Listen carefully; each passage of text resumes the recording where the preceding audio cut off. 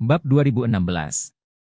Setelah itu, polisi itu berkata lagi, "Nyonya, jika menantu perempuan Anda hanya mencuri 200 dari Anda, kami benar-benar tidak dapat mengajukan kasus tentang masalah ini. Saya menyalahkan dia karena mencuri terlalu sedikit, bahkan jika dia mengambil dan menjual TV secara diam-diam. Mari kita hitung harga saat TV dibeli. Itu cukup untuk mengajukan kasus, tapi dia sama sekali tidak mencuri TV Anda." Petugas polisi hanya menggunakan TV sebagai analogi, tetapi Nyonya Wilson tiba-tiba berpikir untuk menjual TV di Villa Regnar bersama dengan Harold dan Noah. Dia terkejut dan bertanya dengan gugup, "Kamerat petugas polisi, jika Anda mencuri TV senilai 100,000, bagaimana Anda akan dihukum?" Petugas polisi berkata dengan serius, "Jika TV ini benar-benar bernilai 100,000, maka jumlahnya sangat besar. Selama nilai pencurian mencapai 60,000, maka hukuman pokoknya adalah 10 tahun. Atas dasar ini, untuk setiap 4,200 tambahan, hukumannya bertambah 1 bulan, dan jika sebuah TV bernilai 100,000, hampir dijatuhi hukuman 11 tahun penjara." "Apa?" Nyonya Wilson kaget. "Mencuri TV dihukum 11 tahun? Ini terlalu buruk, kan?" Untungnya, Regnar tidak memanggil polisi saat itu. "Kalau tidak, saya sudah sangat tua, saya mungkin akan langsung mati di penjara saat itu." Di dalam kamar, Noah Wilson dan Harold yang berbaring di tempat tidur juga ketakutan dengan kata-kata ini. Harold gemetar ketakutan. Segera, Noah di sebelahnya merasakan panas lembab dari spray, dan berseru, "Harold, bagaimana kamu mengompol?" Harold berkata dengan suara rendah dengan wajah pahit, "Ayah, aku takut. Mencuri TV dihukum 11 tahun, itu terlalu menakutkan." Nuh sangat tidak berdaya, dan menghela nafas berulang kali, "Hei, itu menakutkan, tapi jangan mengompol. Sekarang bagus, celanaku basah semua olehmu." Mulut Harold menjadi rata dan suaranya tercekat, "Ayah, maafkan aku. Aku benar-benar tidak menahannya. Aku berjanji untuk tidak melakukannya lagi." Jacob mengangguk getir, dan berkata dengan suara rendah, "Dengarkan apa yang dikatakan petugas polisi. Nenekmu juga benar. Apa gunanya melaporkan 200 ke polisi? Apa gunanya? Jika Anda memberitahu saya tentang menjual TV, Anda mungkin harus menyakiti semua orang." Saat ini, Nyonya Wilson juga sedikit panik. Ia tidak menyangka Horia mencuri 200 darinya, yang bahkan tidak cukup untuk standar kearsipan. Tapi keluarganya diam-diam menjual TV Regnar, tapi itu cukup untuk dijatuhi hukuman lebih dari 10 tahun, yang benar-benar membuatnya takut. Petugas polisi melihat bahwa wajah wanita tua itu salah dan berpikir bahwa wanita tua itu hanya marah. Jadi dia berkata, "Kamu harus mencoba menangani masalah ini di dalam keluarga. Sejujurnya, ada 200 orang dalam masyarakat saat ini, di manakah itu? Itu tidak terlalu banyak, dan Anda tidak perlu berpegang padanya. Tidak peduli bagaimana perasaan keluarga itu tidak akan berubah selama 200, bukan begitu?" Nyonya Wilson mendesah tertekan, dan berkata, "Oke, ayo kita lakukan, Ap. TCH." Petugas itu mengangguk, "Kamu bisa mengemudi selama kamu mau. Jika tidak ada yang salah, kami akan pergi dulu." Saat ini, Wendy datang dengan membawa akta nikah dan berkata, "Petugas polisi, ini akta nikahnya." Nyonya Wilson dengan marah berkata, "Jenis surat nikah apa yang masih kamu miliki? Cepat kirim petugasnya." Bab 2017. Elaine di teras di lantai 3, melihat wanita tua itu membiarkan Wendy mengirim sekelompok petugas polisi pergi. Dia berkata dengan senyum di tenggorokannya, "Oh, saya katakan wanita tua, tidakkah Anda ingin memanggil polisi untuk menangkap menantu perempuan tertua Anda?" "Mengapa? Saat ini, hatimu lembut lagi? Tampaknya Anda masih memiliki titik lemah untuk menantu perempuan tertua Anda." Nyonya Wilson pada awalnya merasa tidak nyaman, tetapi ketika Elaine mengobrol di sisi lain lagi, dia menjadi marah dan mengutuk, "Elaine, urusan keluargaku tidak ada hubungannya denganmu, jangan berkicau di sini." "Oh, bukankah menurutmu aku bengkok?" Elaine mencibir, "Jangan tinggal di sebelah rumah kita jika menurutmu aku tidak curang." Saat dia berkata, Elaine mencibir, "Saya mendengar Yakub kemarin mengatakan bahwa Anda pergi ke supermarket untuk bekerja." "Oke, wanita tua, Anda tidak melakukan apapun selama hidup Anda. Saat Anda tua, Anda mulai bekerja keras untuk karir Anda?" Tapi kudengar karirmu membosankan, hanya menarik kantong plastik di supermarket. Nyonya Wilson sangat marah, dan dengan tegas memarahi, apa yang saya lakukan ada hubungannya dengan Anda. Apakah Anda perlu mengerahkan jari Anda ke sini? Elaine tersenyum dan berkata, apa yang kamu lakukan tidak ada hubungannya denganku. Aku hanya menghela nafas dengan emosi bahwa barang lamamu akan miliki hari ini. Saat dia berkata, Elaine menertawakannya dan mendesah, oh, lupakan saja, karena kamu sangat miskin sehingga kamu akan bekerja di supermarket, apa yang bisa saya pedulikan dengan orang-orang seperti Anda? Saya bukan anggota keluarga Anda lagi. Saya menjalani kehidupan yang tidak dapat Anda impikan. Aku menyia-nyiakan semua lidah ini bersamamu dan memainkan piano untuk sapi, jadi aku hanya bisa mendoakanmu semoga sukses.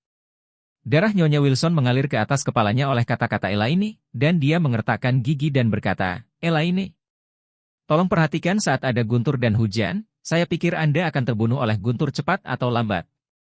Elaine tertawa dan berkata, kamu yang tua melakukan semua hal buruk, jika tidak, kamu akan menindas kedua putramu, mengontrol kekuatan keuangan keluarga, dan menjual tubuh cucumu sendiri dengan imbalan kemakmuran dan kekayaan. Menurut saya, kalau Tuhan itu benar-benar cacing, kemungkinan guntur menghantammu sampai mati jauh lebih besar daripada menghancurkanku sampai mati. Itu menghancurkanmu sampai mati 8 kali, dan tidak bisa membunuhku sekali. Nyonya Wilson hampir pingsan. Dia melompat dan mengutuk, kamu jangan menyemprotkan kotoran di sini. Elaine melambaikan tangannya dengan tidak sabar. Jika kamu melakukan hal yang lama, jangan perbaiki yang tidak berguna. Mari kita lihat siapa yang memiliki kehidupan yang baik.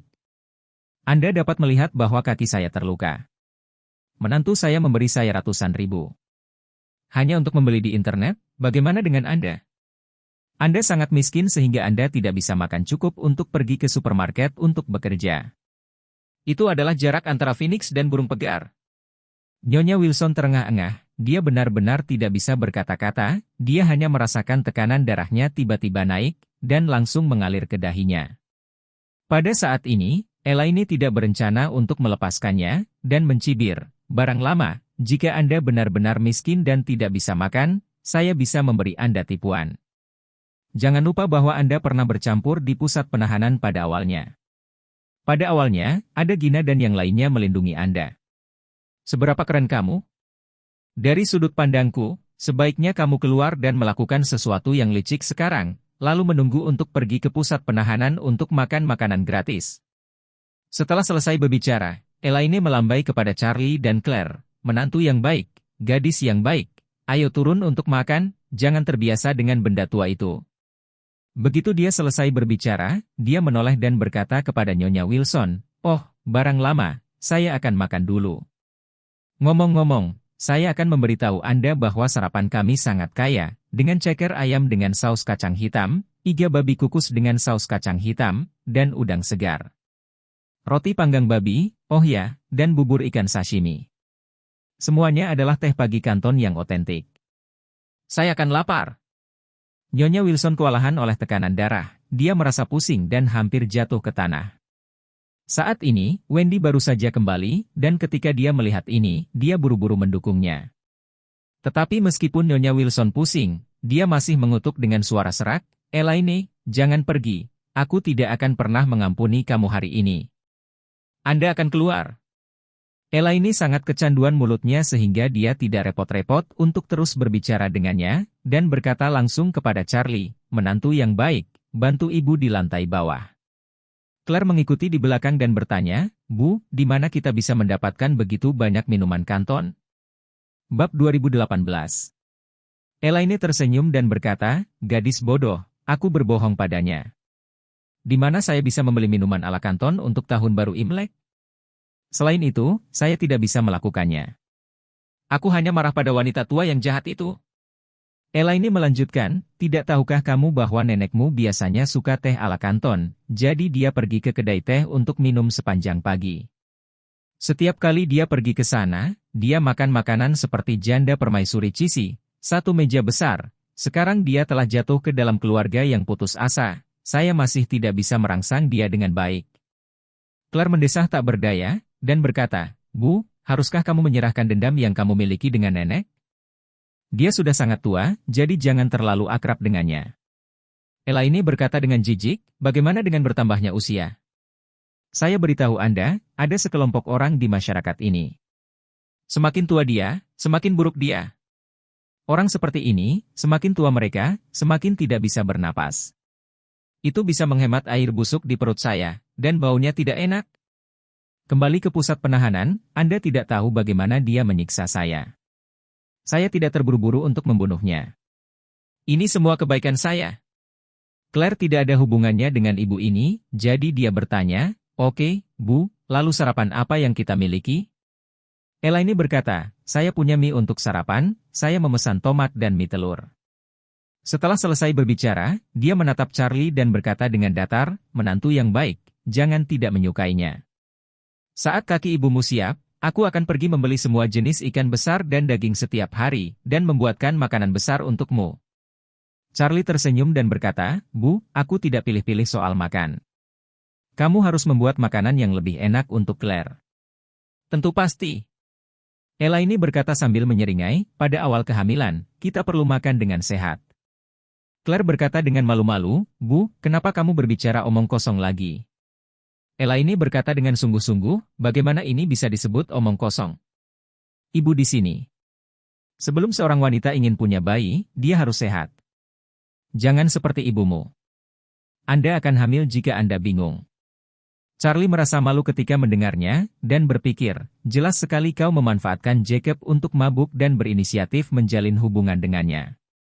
Bisa dibilang disengaja, kok bisa hamil kalau bingung? Claire tidak ingin terus mendiskusikan topik ini dengan ibunya saat ini, dan dia berkata, ngomong-ngomong, Bu, Elsa akan datang dan tinggal bersama sepupunya untuk sementara waktu.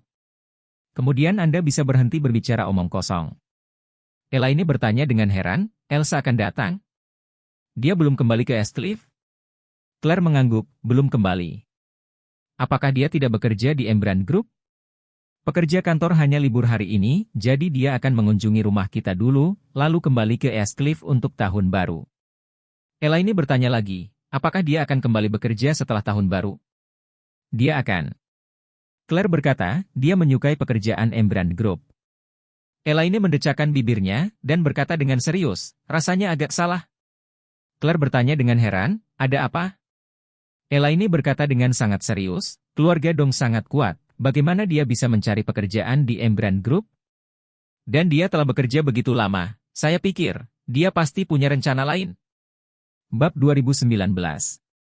Charlie tidak berharap Elaine menilai Elsa dengan begitu akurat. Faktanya, saat Elsa pertama kali tiba di Embran Group, Charlie sudah bisa menebak motifnya. Keluarga Dong pasti pernah mendengar bahwa keluarga Wade mengatur keturunan di Aurous Hill dan juga membeli Embran Group sebagai hadiah kepada pihak lain. Karena itu, keluarga Dong merasa ini adalah kesempatan bagus untuk maju, jadi Elsa diatur. Awalnya, Charlie berencana mencegah Elsa menghubunginya di Embran Group. Akibatnya, dia tidak dapat menemukan tubuh aslinya untuk waktu yang lama, dan percaya bahwa dia akan segera meninggalkan Aurous Hill. Tapi siapa sangka Elsa jatuh cinta padanya secara kebetulan? Dari saat dia mengaku kepada Charlie, Charlie tahu di dalam hatinya bahwa tidak mungkin wanita ini melepaskan diri untuk sementara waktu. Di sini, Claire mendengar ibunya mengatakan bahwa Elsa datang ke Aurous Hill karena dia sebenarnya punya rencana lain, jadi dia tidak bisa menahan senyum. Bu, kemanapun kamu mau pergi, orang-orang datang saja untuk bekerja. Tidak ada rencana lain. Elaine tersenyum dan berkata, lalu saya bertanya kepada Anda, jika keluarga Anda memiliki 100 miliar, apakah Anda akan bekerja dengan gaji tahunan beberapa juta setahun? Claire berpikir sejenak dan berkata, dia mungkin hanya ingin menjadi wanita mandiri, atau hanya ingin bekerja keras sendiri di tempat kerja, atau hanya karena perasaan. Perasaan? Elaine melambaikan tangannya dan berkata dengan sungguh-sungguh, oh, putriku, kamu tidak mengerti. Di dunia ini, orang miskin mungkin memiliki sedikit yang disebut perasaan, tetapi orang kaya pasti tidak. Saat dia berkata, Elaine berkata dengan wajah tertentu, orang-orang kaya ini, semuanya adalah orang-orang yang tidak menguntungkan. Semua energi mereka difokuskan untuk menghasilkan uang, dan saya tidak sabar untuk tidak menggunakannya. Klik untuk membuat sedikit nilai, jadi tidak mungkin datang ke tempat kecil untuk membuang waktu. Satu-satunya penjelasan adalah bahwa mereka menyukai sesuatu di tempat kecil ini. Mungkin, harta berharga apa yang tersembunyi di Aurous Hill? Claire berkata tanpa daya, Bu, itu adalah hal yang sangat sederhana, bagaimana kamu bisa mengatakan itu sangat misterius? Elaine berkata dengan sungguh-sungguh, jangan percaya. Ketika saya masih muda, saya mendengar nenek saya mengatakan bahwa kampung halaman mereka berada di sarang gunung, dan mereka tidak melihat beberapa orang luar sepanjang tahun. Orang kaya tidak akan pernah mendatangi mereka, tetapi dari awal tahun, akan ada beberapa orang kaya yang pergi kepada mereka untuk menyumbangkan uang untuk membangun kuil, beberapa menyumbangkan kuil tanah, dan beberapa menyumbangkan kuil guanyin, mengatakan bahwa dewa mereka sangat efektif. Orang-orang di pegunungan sangat bingung, berpikir, saya belum pernah mendengar dewa yang sangat manjur di sini.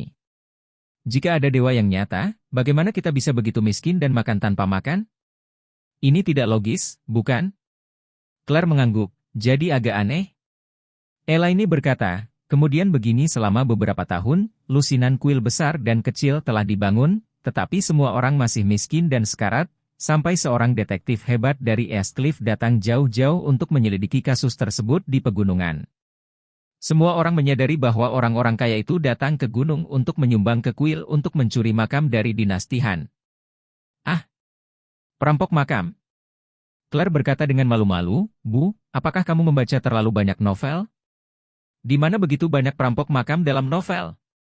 Elaine berkata dengan serius, apakah menurutmu perampok makam dalam novel itu misterius?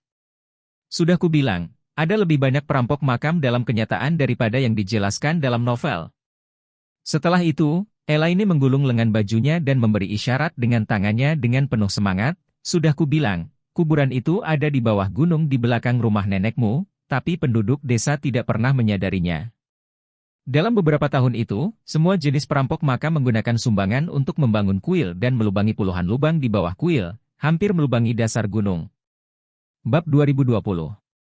Claire tersenyum dan berkata, Bu, semakin banyak kamu berbicara, semakin misterius dirimu, dan kamu menggali lubang.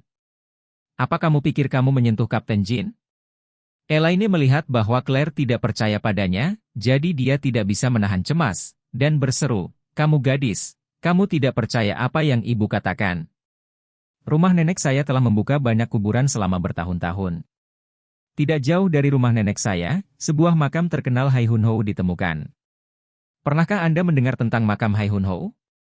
Claire mengangguk, saya mendengar bahwa ini sepertinya penemuan arkeologi yang sangat penting. Ada apa dengan makam ini? Apa masalahnya?